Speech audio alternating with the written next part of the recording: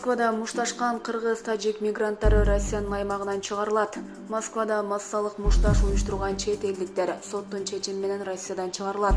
Бул тууралуу Россия Федерациясынын ички иштер министрлигине таянып РИА Новости жазды. Окуяга байланыштуу башкаларга да жаза каралары айтылган.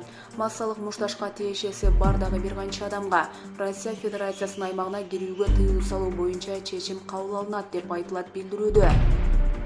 Эскерте кетсек, Кузьминка метросунун жанында массалык мушташ чыгып, ага бул жол менен 200дөн 400гө чейин адам катышкан. Алар негизинен Өзбекстан, Кыргызстан жана Тажикстандын жарандары деп жазат РИА Новости. Айрымдар оор жаракат алып ооруканага жаткырылган. Полиция окуяга тиешеси бар делген 103 адамды кармады.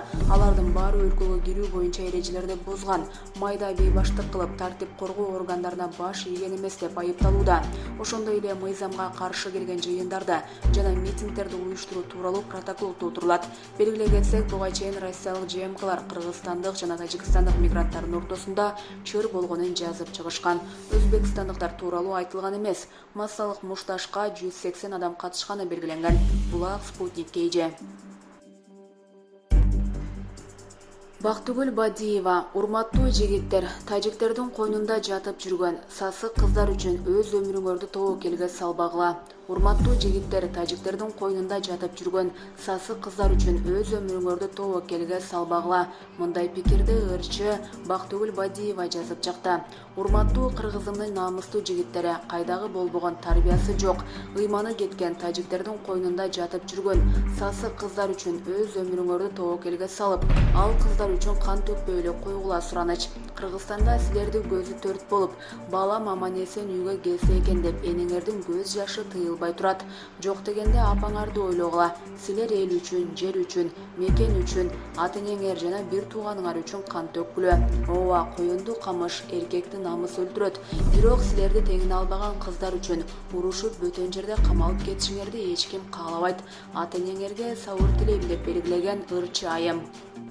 Эске салсак, 11-июлда Химки шаарында Кыргызстандын эки жараны бычактын незинен жаракат алышкан. Алардын шериктери өч алууну көздөп кол салгандарды кечки саат 7-ге Москва шаарынын Кузьминка району тарапка чакырышкан. Бирок ал учурда эч нерсе болгон эмес. Болжол менен түнкү саат 12-де Кузьминка станциясынын жанында Кыргызстан менен Тажикстандын жарандарынын ортосунда массалык мушташ чыккан. Мушташка болжол менен 180 адам катышкан. Полиция 94 кишини кармады, калгандары качып кетүүгө үлгүрүшкөн. 2 адам жабыркаган, алар ооруканага жеткирилди деп билдирди РЕН-ТВ телеканалы. Булак Назар Ньюс KG. Ошто 5 партия шайлоо жыйынтыгын жокко чыгарууну талап кылууда. Ош шаардык кеңешине болгон шайлоонун жыйынтыгын жокко чыгарууну талап кылып, 5 партия АШКга арыз менен кайрылды. Бул тууралуу Азаттыкка Улуу Журт партиясынын өкүлү Мирлан Орозбаев билдирди. Арызды баштапкы жыйынтык боюнча мандат албай калган Улуу Журт, Бүтүн Кыргызстан, Келечек, Нур жана шайлоо алдында тез менен чыгарылган Ынтымак партиясы жазган. Шайлоодо мыйзам бузуулар көп катталды. Ар бир партияда далилдер бар. Териштирсе көрсөтүп беребиз. Президент Садыр Жапаров Оштун мэрине шайлоону таза өткөрүү боюнча тапшырма берди эле. Аны аткара алган жок, деди Орозбаев. Ош аймактык шайлоо комиссиясы аталган партиялардын талабы тууралуу комментарий бере элек. Булак Азаттык.